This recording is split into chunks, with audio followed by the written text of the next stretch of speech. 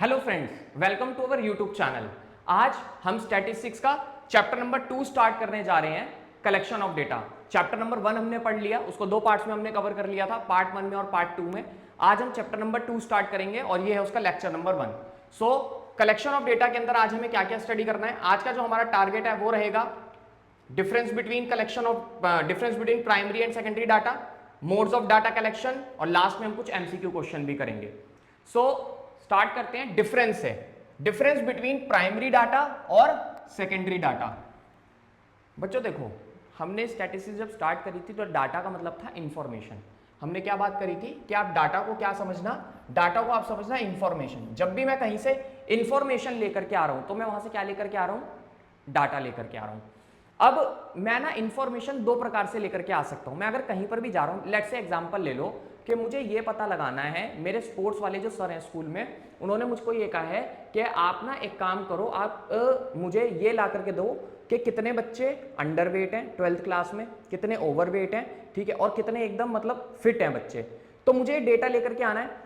अब मेरे पास दो रास्ते हैं। पहला, मैं हर एक बच्चे के पास जाऊं, ठीक है, उसकी एज के हिसाब से उसका वेट लिखूं, ठीक है। तो यहां पर जो इंफॉर्मेशन लेने जा रहा हूं वो मैं खुद लेने जा रहा हूं, यहां पर जो डेटा कलेक्ट कर रहा हूं वो मैं खुद कर रहा हूं, ठीक है।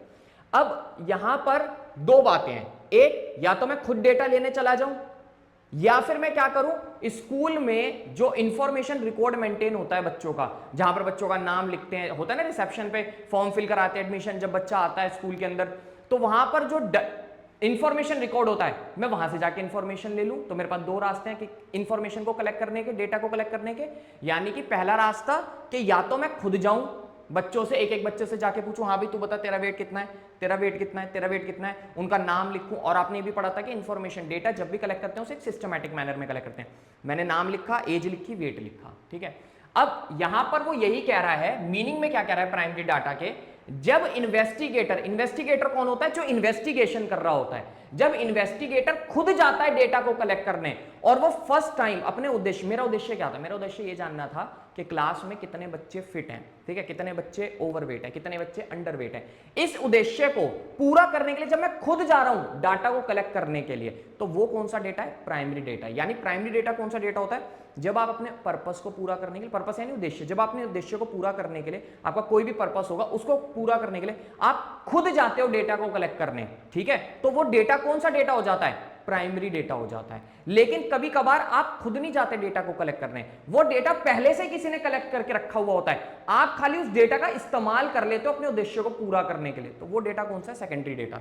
देखो यहां पे लिखा भी हुआ है, data which is collected by investigator for इस purpose for the first time, ठीक है। तो ये डाटा फर्स्ट टाइम मैं ही जा रहा हूं कलेक्ट करने के लिए, शुरुआत से लेकर, जैसे क्लास में 50 बच्चे हैं, स्टार्टिंग टू एंडिंग सबका डेटा मैं ही कलेक्ट कर रहा हूं फर्स्ट टाइम, ठीक है। ये पहले से नहीं था, कहीं पर भी कलेक्ट, कहीं पर भी नहीं था, इसको मैंने ही कलेक्ट करा है, तो वो डेटा कौन सा है, primary data.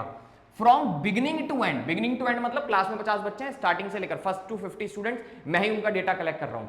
These are collected from the source of origin, ठीक है। सोर्स ऑफ ओरिजिन मतलब कि भैया जहां से शुरुआत, मतलब स्टार्टिंग से ही बच्चों से जा रहा हूं मैं, हर एक बच्चे से डेटा लेकर के आ रहा हूं। सेकेंडरी डेटा कौन सा होता है, secondary data are those which are already in existence. अब मान लो मैंने भी आपको एग्जांपल दिया था कि मैं गया रिसेप्शन पे, वहां पे पहले से ही बच्चों की इंफॉर्मेशन सारी अवेलेबल है, मैं गया और वहां से मैंने निकाला इंफॉर्मेशन निकाली, मैंने मैम को बोला, मैंने कहा मैम जो बच्चों का एडमिशन फॉर्म है ना वो सारा मुझे देना, मैम ने मुझे दिया, मैंने उसमें से नेम देखा, वेट देखा, ठीक है, और सबका वेट ले आया, तो वो डेटा पहले से ही कलेक्टेड था, ठीक है। तो उसको जब हम इस्तेमाल करते हैं, जो पहले से ही एग्जिस्ट करता है डेटा, जब हम उसको इस्तेमाल करते हैं, which have been collected for some other purpose.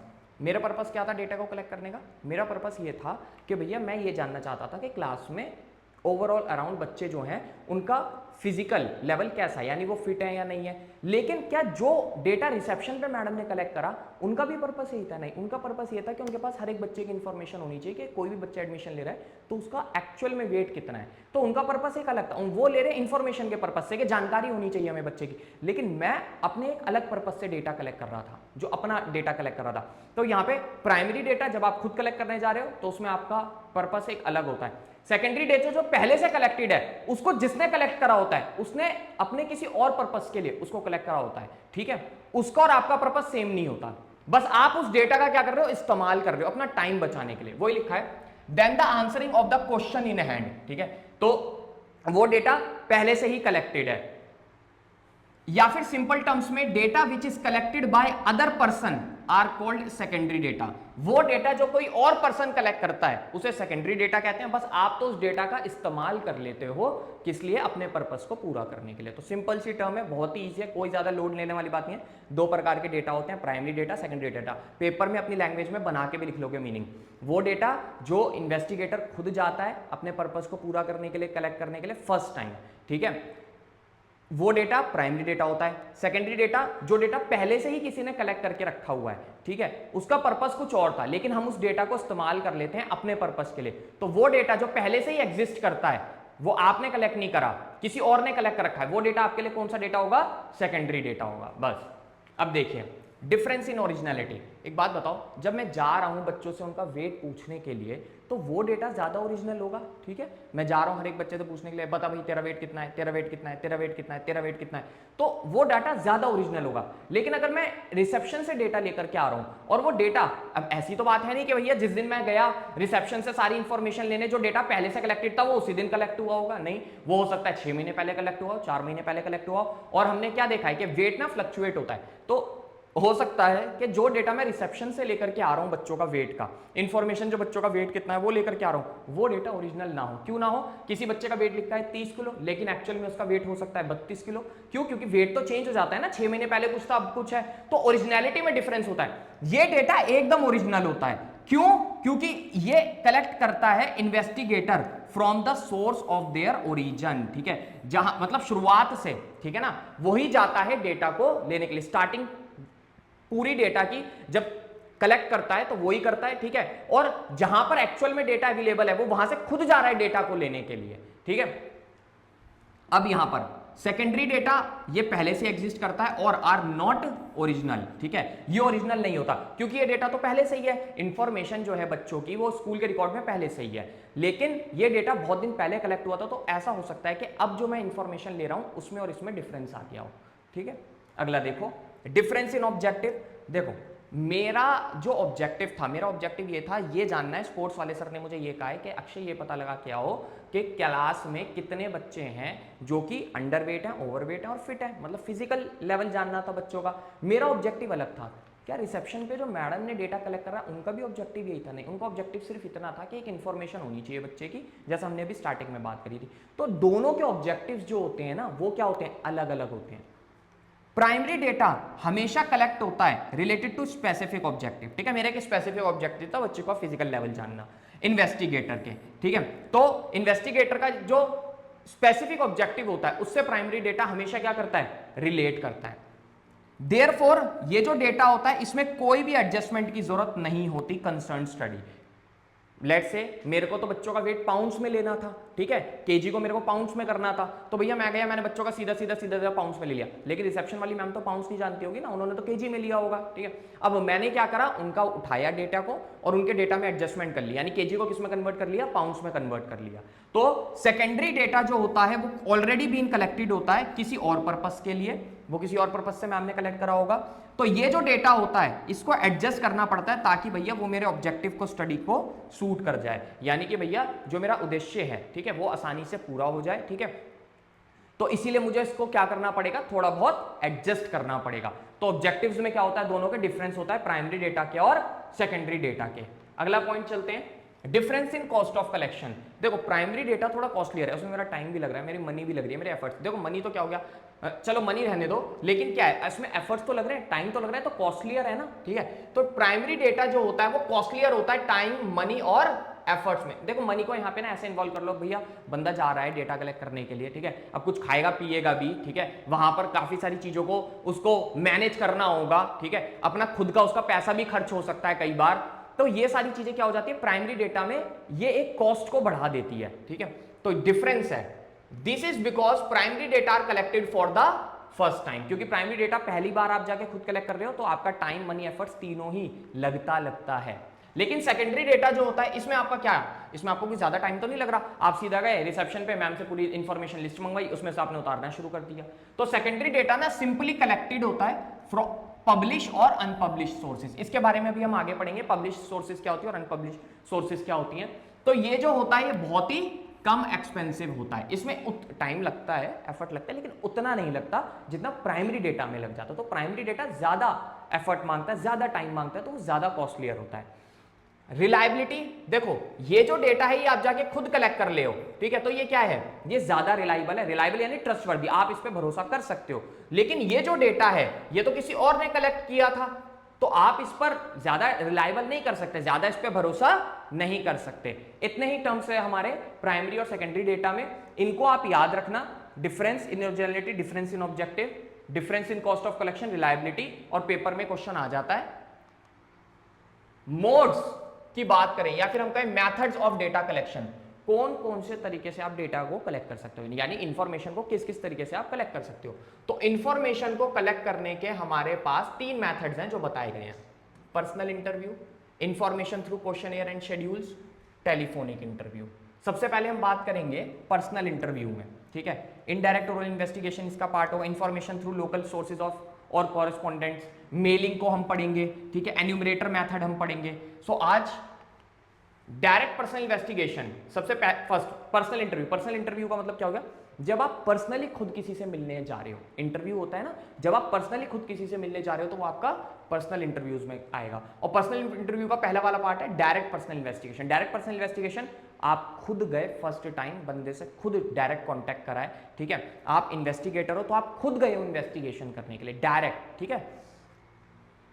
Direct personal investigation जो मेथड है, ठीक है, इसमें क्या होता है, डेटा जो है, इंफॉर्मेशन है, personally collected by the investigator, ठीक है। अगर कोई भी इन्वेस्टिगेटर है, ठीक है, कई बार होता है ना, सीआईडी देखा होगा, या फिर कई बार ऐसे केसेस होते हैं, ठीक है, जो इन्वेस्टिगेट कर रहा होता है केस को, वो खुद जाता है इंफॉर्मेशन को कलेक्ट करने के लिए, खुद जाता है इंसान से, सामने वाले से मिलने के लिए, सारी जानकारी लेने के लिए। तो वो डेटा कौन सा है, वो आपका है डायरेक्ट पर्सनल इन्वेस्टिगेशन के अंदर आ जाएगा, जिसमें फ्रॉम द इंफॉर्मेंट और रिस्पोंडेंट, यानी जिससे मैं बात करने जा रहा हूं, जो मुझे इंफॉर्मेशन देगा, उसे हम रिस्पोंडेंट कह रहे हैं। मैं क्वेश्चन पूछूंगा तो वो रिस्पॉन्ड करेगा, तो इसलिए क्या है, रिस्पोंडेंट है। अदर वर्ड्स में यहां पे लिखा हुआ है, इन्वेस्टिगेटर कलेक्टेड द डेटा, अरे सॉरी,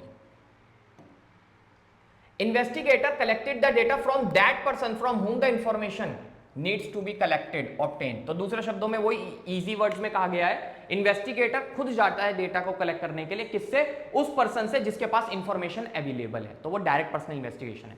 अच्छा, इसकी सुटेबिलिटी कहां पर है, अगर फील्ड ऑफ इन्वेस्टिगेशन, अगर आपका जो फील्ड ऑफ इन्वेस्टिगेशन है वो लिमिटेड है और ज्यादा लार्ज नहीं है, यानी कि आपको कुछ ही लोगों से इंफॉर्मेशन लेकर के आनी है, लेट से 4-5 लोग हैं, बहुत ज्यादा बड़ा लार्ज एरिया नहीं है, बहुत ज्यादा लोग नहीं है, तो वहां पर ये सुटेबल है, आप इस मेथड को फॉलो कर सकते हो। आप आसानी से वहां से खुद जाकर के पर्सनली उन लोगों से इंफॉर्मेशन रिस्पोंडेंट से लेकर के आ सकते हो।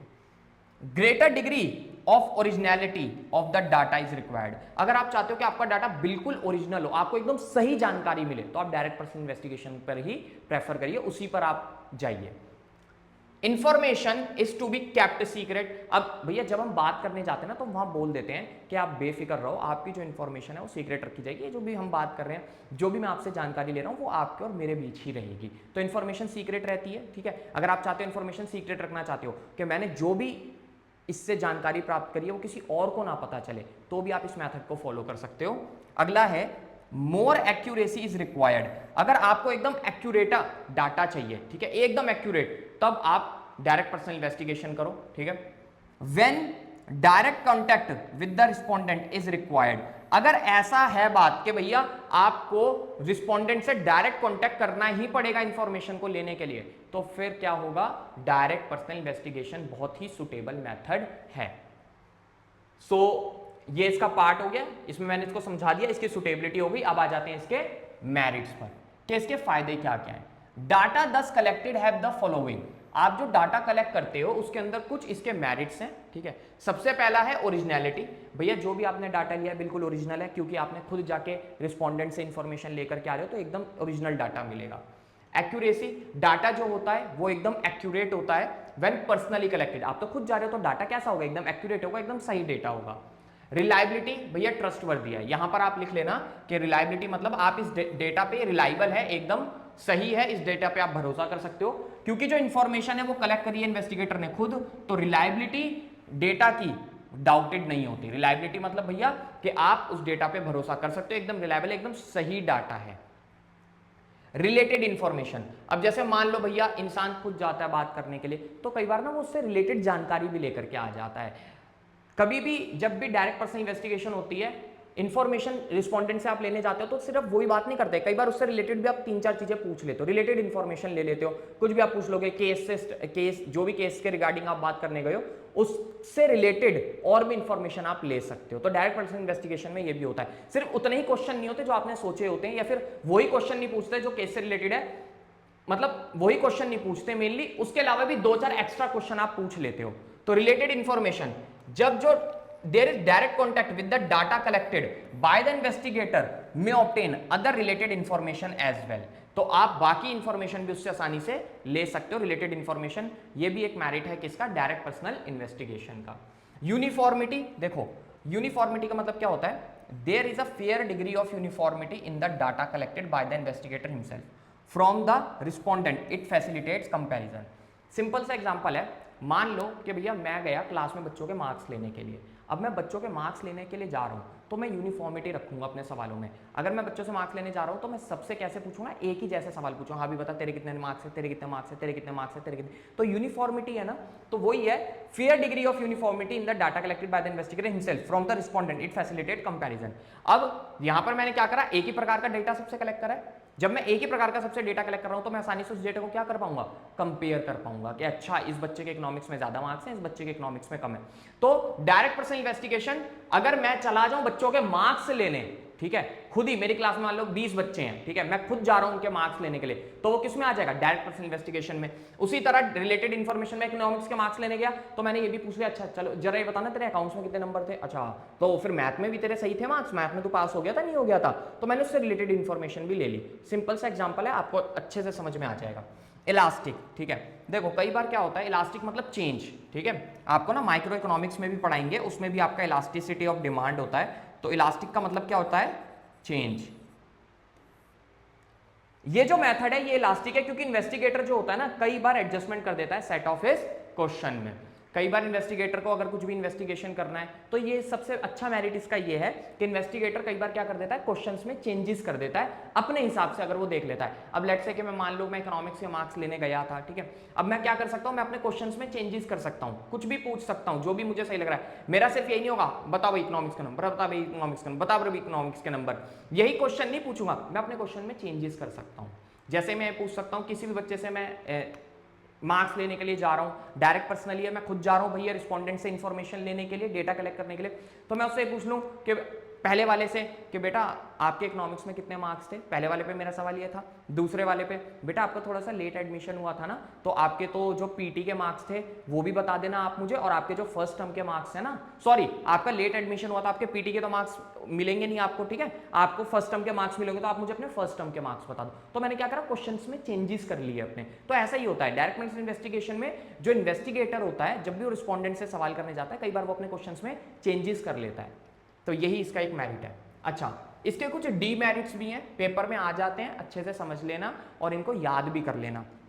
डीमेरिट्स क्या है, जो मेथड है डायरेक्ट पर्सनल इन्वेस्टिगेशन का, इसमें कुछ डीमेरिट्स हैं। डीमेरिट्स यानी कि कुछ खामियां हैं, ठीक है, कुछ नेगेटिव पॉइंट्स में। वो क्या है, difficult to cover wide areas. मैं क्लास के एक लिमिटेड एरिया के बच्चों के, क्लास में लिमिटेड ही बच्चे होते हैं, 30-20 50 बच्चे, मैक्सिमम 50 या 60 होंगे, उनका नंबर लेकर के आ सकता हूँ, उनका डेटा डायरेक्ट पर्सनल इन्वेस्टिगेशन में कलेक्ट कर सकता हूँ। लेकिन पूरे स्कूल का भाई मेरे लिए तो बड़ी दिक्कत हो जाएगी। मैडम बोल दे के जाओ एक काम करो, पूरे स्कूल में हर एक सेक्शन के ना बच्चों के मार्क्स लेकर के आओ, और 8, 9, 10 के भी English, Hindi, math, science, SST के, कहाँ से पॉसिबल है। डायरेक्ट पर्सनल इन्वेस्टिगेशन इसीलिए वहीं पर सूटेबल होता है जो एरिया बड़ा होता है, एरिया छोटा होता है। लेकिन अगर कोई एरिया बहुत बड़ा है तो वहां पर ये सूटेबल नहीं होता, ठीक है, वाइड एरियाज कवर नहीं होते पर्सनल इन्वेस्टिगेशन में, बहुत डिफिकल्ट हो जाता है। पर्सनल बायसनेस, ठीक है, अब देखो इसमें क्या हो जाती है, बायसनेस का मतलब होता है पक्षपाती हो जाना, ठीक है। मैं सिंपल सी टर्म में समझाता हूं, मान लो कि बच्चों के पास में उनके मार्क्स लेने गया, अब कोई एक बच्चा था जिससे मैं बनती नहीं थी, मैं उससे बहुत ज्यादा चिढ़ता था।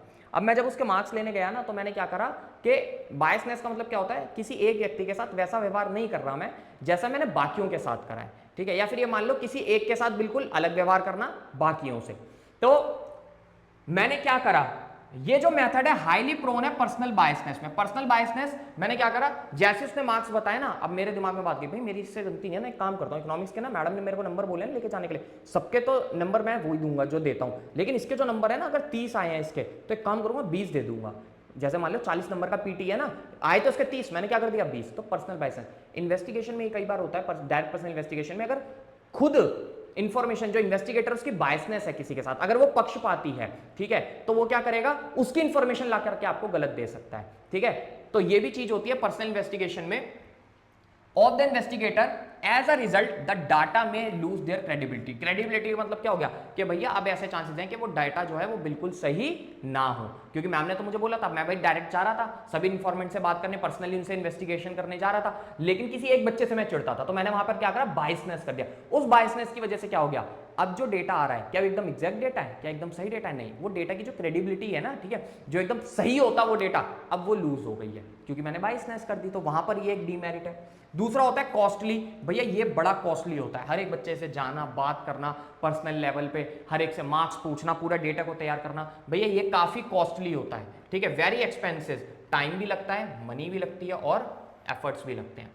लिमिटेड कवरेज, भैया ये जो मेथड है, ये area of investigation is generally small और लिमिटेड। अगर आप जहां पर इन्वेस्टिगेशन कर रहे हो वो एरिया छोटा है, लिमिटेड है, तभी ये आप इसको फॉलो कर सकते हो। तो ये भी इसका क्या है, एक डीमेरिट है कि इसमें खाली लिमिटेड एरिया को ही आप कवर कर सकते हो।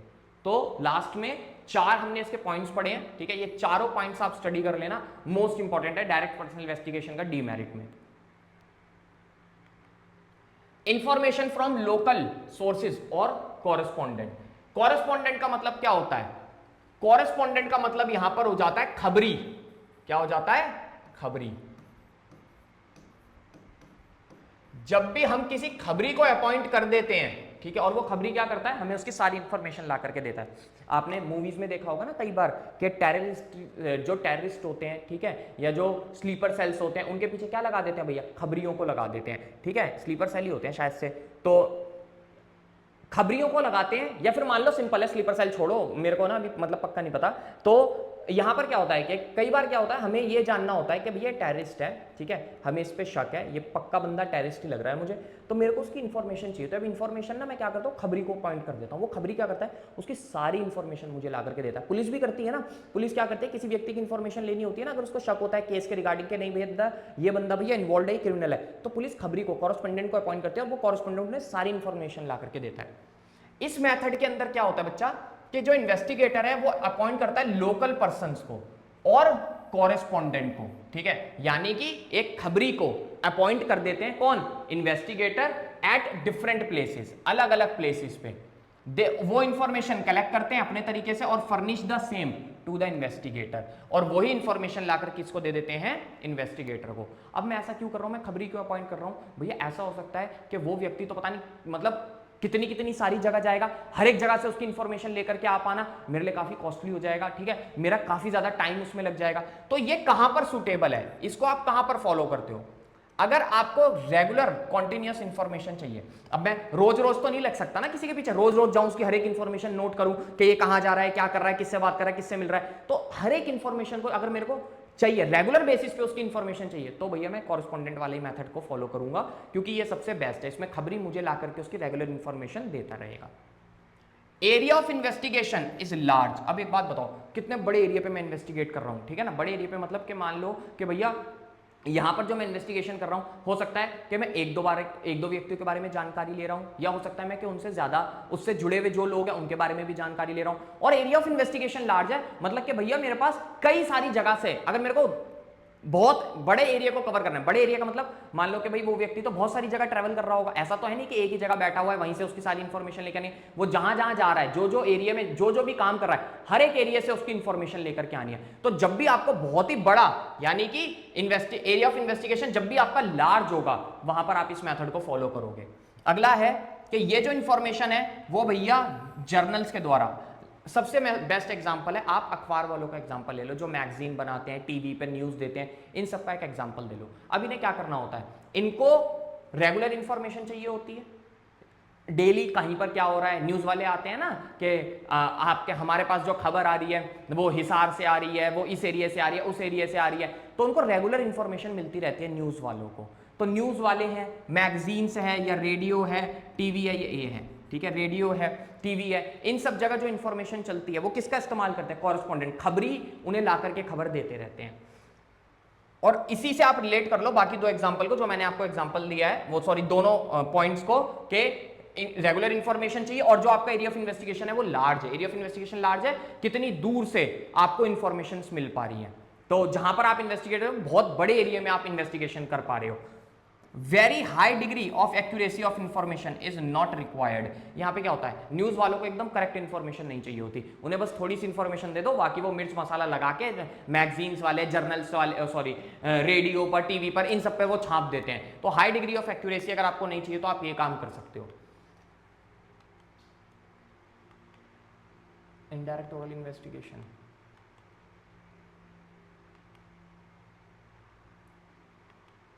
हाँ, अब आ जाता है indirect oral investigation. Indirect oral investigation को ना हम कब फॉलो करते हैं, इनडायरेक्ट ओरल इन्वेस्टिगेशन जो मेथड है, घर में शादियां होती हैं, लेट से एग्जांपल ले लो कि आपके घर में शादी है या किसी के भी घर में शादी है उसके सिस्टर की, अगर उसके घर में उसकी सिस्टर की शादी है, ठीक है, या मान लो कि घर में बेटी की शादी है, तो शादी के वक्त हम क्या करते हैं, हम ना खुद नहीं जाते लड़के की इंफॉर्मेशन लेने के लिए, हम उसकी इंफॉर्मेशन ना आसपास के लोगों से निकालते हैं, उसको कहते हैं indirect oral. Indirect oral investigation का खुद नहीं गए इंफॉर्मेशन लेने के लिए, इनडायरेक्टली बाकी लोगों से, आसपास के लोगों से हमने उसकी इंफॉर्मेशन ले ली, ठीक है। अब जैसे मान लो कि मैं, कोई भी व्यक्ति अगर वो अपने घर में शादी कर रहा है बहन की, तो वो तो ये चाहेगा ना उसको पूरी भैया उसकी वो मिले, जानकारी मिले, लड़का कमाता खाता है, वो कमाता कितना है, ठीक है, क्या खाता है, ठीक है, खाता पीता तो नहीं है, ठीक है, कुछ ऐसा तो नहीं है कि भाई वेजिटेरियन है, नॉन वेजिटेरियन, बहुत सारी चीजें, जानकारियां होती है जो लोगों को चाहिए होती हैं। तो यहाँ पे इनडायरेक्ट ओरल इन्वेस्टिगेशन जो है वो एक मेथड है जिसमें जो इंफॉर्मेशन है वो ऑब्टेन करी जाती है not from the person regarding whom the information is needed. मैं उस लड़के के पास तो नहीं जा रहा ना इंफॉर्मेशन लेने के लिए, कोई भी उस लड़के से सीधा नहीं जाता इंफॉर्मेशन लेने के लिए, हम क्या करते हैं उसके रिलेटेड जो लोग हैं, उसके जो आसपास के लोग हैं, उनसे इंफॉर्मेशन ले लेते हैं। It is collected orally from other person who are expected to give the necessary information. तो हम क्या करते हैं कि जो भी आसपास के लोग हैं उनसे इंफॉर्मेशन ले लेते हैं और उनसे इंफॉर्मेशन का इस्तेमाल करते हैं। आगे हमें अगर कोई भी डिसीजन लेना होता है एक्सपर्ट ओपिनियन के द्वारा, वो भी हम आगे पढ़ेंगे, मैं बताता हूं आपको। ये एक और these other person are known as witness. Witness कौन है, यानी जो लोग आपको इंफॉर्मेशन दे रहे हैं वो आपके लिए क्या है, विटनेस है। सुटेबिलिटी, कहां पर सुटेबल है, अगर आपका फील्ड ऑफ इन्वेस्टिगेशन लार्ज है, मतलब आपको भैया ज्यादा बड़े पैमाने पर इंफॉर्मेशन चाहिए, ठीक है, इन्वेस्टिगेशन ज्यादा बड़े एरिया में अगर आपको करना है तो वहां पर आप इसको फॉलो कर सकते हो। जैसे इसमें था ना, अगर आपका फील्ड ऑफ इन्वेस्टिगेशन लार्ज है, बहुत बड़े एरिया में आप इन्वेस्टिगेशन कर रहे हो, एक छोटे एरिया में इन्वेस्टिगेशन करना है तो आप डायरेक्ट पर्सनल पे जाओ, लेकिन आपको एक बहुत बड़े एरिया में इन्वेस्टिगेशन करना है, एरिया इन्वेस्टिगेशन में बहुत बड़ा है, ठीक है, बहुत सारी जगहों से आपको इन्फॉर्मेशन लेकर के आनी है, तो वहां पर आप इसको और इसको फॉलो कर सकते हो, ठीक है। यहां पर भी क्या है कि बहुत सारी जगह से आपको इंफॉर्मेशन चाहिए तो एरिया ऑफ इन्वेस्टिगेशन लार्ज है। It is not possible to have direct contact with the concern respondent, ऐसा पॉसिबल नहीं है। अब एक बात बताओ, लड़के से खुद जाओ इन्फॉर्मेशन लेने के लिए तो जरूरी थोड़ी है कि भाई वो जवाब देगा ही देगा, और पॉसिबल भी नहीं है किसी से जाके बोलो अरे हमें आप पसंद हो, आपसे शादी करनी है, वो भी सोचेगा अरे भाई ये क्या तरीका हुआ, एकदम सीधा आ गया ऐसे बात करने के लिए। तो आप खुद नहीं जाते उससे बात करने के लिए, या फिर ये लगा लीजिए कि पॉसिबल ही नहीं है कि आप उससे खुद जाकर के बात कर पाओ। जो कंसर्न्ड रिस्पोंडेंट है, ठीक है, are not capable of giving information, अगर वो इंफॉर्मेशन देने के काबिल ही नहीं है, काबिल यानी फिर ये मान लीजिए कि वो इंटरेस्टेड नहीं है, कैपेबल नहीं है इंफॉर्मेशन देने के लिए, तब भी आप उससे ना पूछ के बाकी और लोगों से उसकी जानकारी ले सकते हो। आपकी क्लास में मतलब मान लो कि अगर आप स्कूल में एडमिशन लेते हो, कई बार होता है ना कि कोई आपका फ्रेंड है, ठीक है, उसको पर्सन ए के बारे में बहुत अच्छी जानकारी है, तो आप उससे नहीं पूछते उसके बारे में जाके, आप अपने फ्रेंड से ही पूछ लेते हो, because of their ignorance and illiteracy. ऐसा हो सकता है कि भाई वो इग्नोरेंट हो पर्सन, तो वो आपको जानकारी ना दे रहा हो, या फिर आप उससे बात ना कर पा रहे हो जाके, या फिर इलिटरेट हो, उतना हायर लेवल ऑफ एजुकेशन ना हो कि वो आपके जवाब दे पाए, तो फिर आप उसकी इंफॉर्मेशन उससे जुड़े लोगों से, विटनेसेस से ले लेते हो। इन्वेस्टिगेशन जो है is so complex in nature that the only experts can give information. अब मान लो भैया 10 लोग मुझे इन्फॉर्मेशन दे रहे हैं, कोई मुझे कुछ कह रहा है, कोई मुझे कुछ कह रहा है, कोई मुझे कुछ कह रहा है, तो यहाँ पर अब घर में रिश्ता हो रहा है बहन का, घर में रिश्ता हो रहा है बेटी का, तो बहुत सारे लोग अलग अलग इंफॉर्मेशन दे रहे हैं। अब सबकी इंफॉर्मेशन को कलेक्ट करने के बाद भाई मैं क्या रिजल्ट निकालूं, तो मेरे को एक्सपर्ट का ओपिनियन चाहिए होता है कि मेरे को अब क्या करना चाहिए। अगला है मेरिट्स और डीमेरिट्स। मेरिट्स बच्चों वीडियो को ना पूरा देखना, हो सकता है थोड़ा सा वीडियो लंबा हो जाए तो पूरा देख लेना प्लीज, क्योंकि ना ये चैप्टर हमें 2 से 3 पार्ट में कवर करना है, हार्डली इसके 3 पार्ट में इस चैप्टर को हम कवर कर देंगे। तो प्लीज इस वीडियो को पूरा देख लेना, थोड़ा सा टाइम लग रहा है बस, क्योंकि अगर मैं मतलब वो करूंगा ना कि बहुत ही कम टाइम की वीडियो बनाऊंगा, तो मैंने आपको पहले बता दिया हमारा मोटिव है आपको पूरे फ्री लेक्चर्स देना, ईच एंड एवरी चैप्टर के हर एक कॉन्सेप्ट आपको अच्छे से पढ़ाना। अगर मैं कम टाइम की बनाऊंगा ना तो मेरे को पता है वो बस मैं ऊपर से रिवीजन वाला काम कर पाऊंगा, तो वो मैं करना नहीं चाहता, इसीलिए मैं आपको बिल्कुल एकदम डिटेल में लेक्चर पढ़ा रहा हूँ। और पहले भी मैं आपको कहता हूँ, मैंने अपनी वीडियोस में कहा है कोई पेड कोर्स खरीदने की जरूरत नहीं, कुछ खरीदने की जरूरत नहीं, यहीं पे कंप्लीट लेक्चर मिल रहे हैं, यहीं से पढ़ लो, इनफ है, बहुत अच्छे मार्क्स लेकर के आ जाओगे। तो वाइड कवरेज, इसका मेरिट क्या है, बहुत बड़े एरिया की कवरेज हो जाती है, ठीक है। एरिया फील्ड ऑफ इन्वेस्टिगेशन कितना भी बड़ा क्यों ना हो, आसानी से आप उसे कवर कर सकते हो, ये एक इसका मेरिट है। बहुत बड़ा एरिया में इन्वेस्टिगेशन कर रहे हो, हर एक लोगों से इंफॉर्मेशन लेकर के आनी है, बेस्ट है, हो सकता है मेरिट है कि ये जो मेथड है ये अप्लाई करते हो वहां पर जहां पर इन्वेस्टिगेशन बहुत ज्यादा वाइड होता है, ठीक है। बहुत बड़े वाइड एरिया में भी इन्वेस्टिगेशन अगर आपको करनी है तो वहां पर भी आप इस मेथड को फॉलो कर सकते हो।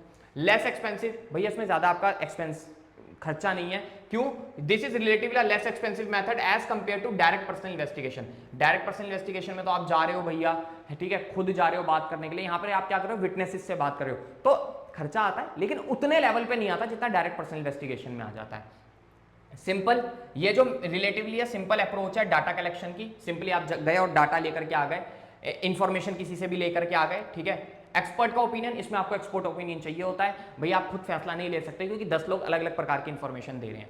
फ्री फ्रॉम बायस, अब मान लो कि मैं पूछ रहा था अपने फ्रेंड से, यार वो पर्सन एक ऐसा है, तो भाई उसको उससे कोई बायसनेस नहीं है ना, जो भी उसके बारे में उसे पता था उसने एकदम सही मेरे को जानकारी दी, उसने बोला यार मुझे क्या लेने देना, मैं तो इसके बारे में जो मुझे पता है मैं वो बता देता हूँ। या मान लो कि भाई घर में बहन बेटी की शादी है, आप किसी से गए इन्फॉर्मेशन लेने के लिए, तो उन्हें आपको एकदम सही इन्फॉर्मेशन, देखो यहाँ ना मेरिट ना बायसनेस में मेरिट आ जाता है और कई बार बायस्ड में डीमेरिट भी आ जाता है, तो इसमें कंफ्यूज मत होना, बस इतना याद रखना। मैं अगर गया बहन के लिए लड़के की इन्फॉर्मेशन लेने के लिए, तो जो इन्फॉर्मेशन दे रहा था उसने कहा यार मुझे क्या लेने देना, रिश्ता हो रहा है, बढ़िया बात है, हमें जो पता है हम उसके बारे में बता देंगे, हमें तो सही बात जो भी पता है, तो उसने इंफॉर्मेशन दिया, उसमें कोई बायसनेस नहीं करी, ठीक है, उसने कोई पक्षपात नहीं किया, ठीक है, ऐसा नहीं करा कि उसने जो इंफॉर्मेशन थी उससे हटके मुझे गलत इंफॉर्मेशन दे दी हो। लेकिन डीमेरिट में हो जाता है सबसे पहले लेस एक्यूरेट, डाटा जो कलेक्ट करा इस मेथड से वो लेस एक्यूरेट होता है, ठीक है। This is because information is obtained from person other than the concern respondent. आपके बारे में आप ज्यादा जानते हो, दूसरा ज्यादा जानता होगा, दूसरा तो उतना ही जानता होगा ना जितना आपने उसे दिखाया है, जितना आपने आपके द्वारा उसको पता चला है। तो यहां पर ये एक डीमेरिट होता है कि इंफॉर्मेशन एक्यूरेट नहीं होती, और अगर इंफॉर्मेशन एक्यूरेट नहीं है तो कंक्लूजन भी कैसा होता है, डाउटफुल होता है, डाउटफुल कंक्लूजन। ये जो मेथड है इसकी वजह से डाउटफुल कंक्लूजन आता है, क्योंकि केयरलेसनेस हो सकती है विटनेस की, भाई विटनेस हो सकता है कि मेरे को गलत चीज बता रहा हूं, ठीक है, उतना सही तरीके से नहीं बता रहा हूं सारी इंफॉर्मेशन, केयरलेसनेस की वजह से जो कंक्लूजन निकलता है, उसकी केयरलेसनेस की वजह से जो कंक्लूजन निकलेगा वो गलत ही होगा, डाउटफुल होगा।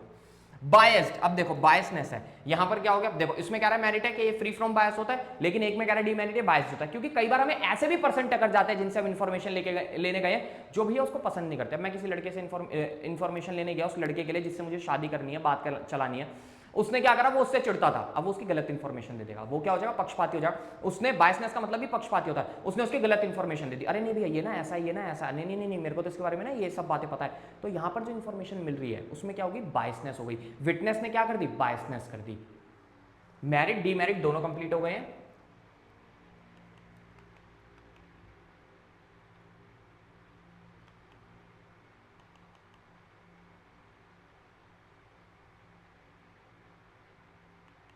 बच्चों ये ना इनडायरेक्ट ओरल इन्वेस्टिगेशन के ना मेरिट्स और डीमेरिट्स हैं। वो जो पहले वाला पार्ट था ना, ठीक है, वो एकदम सही था। इनडायरेक्ट ओरल इन्वेस्टिगेशन के मेरिट और डीमेरिट आपके रह गए, थोड़ी ना स्लाइड आगे पीछे अरेंज हो गई, कोई दिक्कत नहीं, मैं वो भी बता देता हूं। तो एक बार दोबारा, इनडायरेक्ट ओरल इन्वेस्टिगेशन नहीं सॉरी, इनडायरेक्ट ओरल इन्वेस्टिगेशन के मेरिट डीमेरिट हो गए हैं। अब आपका जो बचा है ना, वो बचा है इसका इंफॉर्मेशन फ्रॉम लोकल सोर्सेज और कॉरेस्पॉन्डेंट। जब आप खबरियों से खबर लेते हो, ठीक है, तो उसके मेरिट और डीमेरिट्स क्या होते हैं। तो जब भी आप खबरी अपॉइंट करते हो तो आप जाते हो उससे इंफॉर्मेशन लेने के लिए, उसमें उसके मेरिट क्या है। सबसे पहला है प्रिंसिपल मेरिट्स है इसमें उस मेथड के इकोनॉमिकल, ठीक है भैया, इसमें आपका पैसा खर्च होता ही होता है। आपने जो भी खर्चे जो भी खबरी रखे हैं उनको आपको पैसा देना पड़ेगा, किसी को 5,000, किसी को 4,000, किसी को 10,000, तो इस तरीके से आपको पैसा खर्च करना पड़ता है। ये जो मेथड है ये इकोनॉमिकल है in terms of time, money और एफर्ट्स इन्वॉल्व, ठीक है। तो इसमें ये तीनों ही चीजें लग जाती हैं, आपका टाइम भी लगता है, ठीक है, इन्फॉर्मेशन आने में, आपका पैसा भी खर्च होता है, कोई फ्री में तो आपको इन्फॉर्मेशन ला के नहीं देगा खबरी, और आपके एफर्ट्स भी लगते हैं। अगला है वाइड कवरेज, इसमें आप बहुत बड़े एरिया को खबरियों के द्वारा क्या कर सकते हो, कवर कर सकते हो। आपने अलग अलग खबरी अलग अलग जगह पर अपॉइंट कर दिए और वो एक बहुत ही बड़े एरिया को कवर कर रहे हैं, तो वाइड कवरेज है, हर एक जगह से आपके पास इंफॉर्मेशन आ रही है। ये जो मेथड है ये वाइड कवरेज कर सकता है अगर आपको इन्वेस्टिगेशन करनी है। कॉन्टिन्यूटी, इसमें जो कॉरेस्पॉन्डेंट है वो सप्लाई करता है रेगुलर इंफॉर्मेशन को। सुटेबल फॉर स्पेशल पर्पस, देखो अगर आपका कोई स्पेशल पर्पस है तभी आपको ये सुटेबल रहेगा। जैसे मेरा स्पेशल पर्पस था खबरियों को अपॉइंट करने का, ये जानने के लिए कि टेररिस्ट कहां पर हमला करने वाले हैं, टेररिस्ट की हर एक, तो मेरा एक स्पेशल पर्पस है ना। तो जब भी आपका कोई एक स्पेशल पर्पस होता है तो ये इसका एक मेरिट है, वो आपके लिए क्या होता है, सुटेबल होता है। स्पेशल पर्पस जब भी आपका है कि आपको एक स्पेशल, मतलब आपका एक उद्देश्य है, मुख्य उद्देश्य ये है जानना, तो उसके लिए आप खबरियों को अपॉइंट कर देते हैं। तो ये जो मेथड है पर्टिकुलरली सुटेबल रहता है किसके लिए, स्पेशल पर्पसेस के लिए, इन्वेस्टिगेशन के। अगर आपका कोई इन्वेस्टिगेशन का स्पेशल पर्पस है, आपका कोई मुख्य उद्देश्य है, ठीक है, उसके लिए आप क्या कर रहे हो भैया, ये इंफॉर्मेशन फ्रॉम लोकल सोर्सेज, यानी खबरियों से आप इंफॉर्मेशन को लेकर के आ रहे हो, ये इसका एक मेरिट है। जब भी आपका कोई स्पेशल पर्पस होगा उसमें आप इसको इस्तेमाल कर सकते हो। इसके डीमेरिट्स क्या है, फ्रॉम फॉलोइंग के कुछ डीमेरिट्स है। लॉस ऑफ ओरिजिनलिटी, भैया जो डेटा आ रहा है ऐसा हो सकता है वो ओरिजिनल लाऊं, खबरी जो मेरे को डेटा दे रहे हैं उसमें ओरिजिनलिटी उतनी नहीं होती, ऐसा मानते हैं, ठीक है, कि ओरिजिनलिटी जो डेटा की है वो owing to be lack of personal contact with the correspondent. अब मेरे पास जो डेटा आ रहा है मुझे कैसे पता चलेगा वो ओरिजिनल है या नहीं है, ठीक है ना, क्योंकि मैं तो नहीं जा रहा डेटा कलेक्ट करने के लिए, वो तो मुझे खबरी डेटा लेकर के ला करके दे रहा है। तो यहाँ पे ना ओरिजिनलिटी की चांसेस होते हैं कि वो डेटा ओरिजिनल ना भी हो, जो डेटा ला करके दे रहा है उसने उतने लेवल पे मेहनत ना करी हो इन्वेस्टिगेशन करने पे। लैक ऑफ यूनिफॉर्मिटी, अब मान लो कि भैया यूनिफॉर्मिटी, सारा डेटा एक जैसा कलेक्ट नहीं होता, 10 लोग आपने खबरी अपॉइंट करे, 10 लोग 10 तरीके की इंफॉर्मेशन ला करके दे रहे हैं, तो इसमें इंफॉर्मेशन कोई कुछ ला करके दे रहा है, कोई कुछ ला करके दे रहा है, कोई कुछ ला करके दे रहा है, तो यूनिफॉर्मिटी नहीं होती।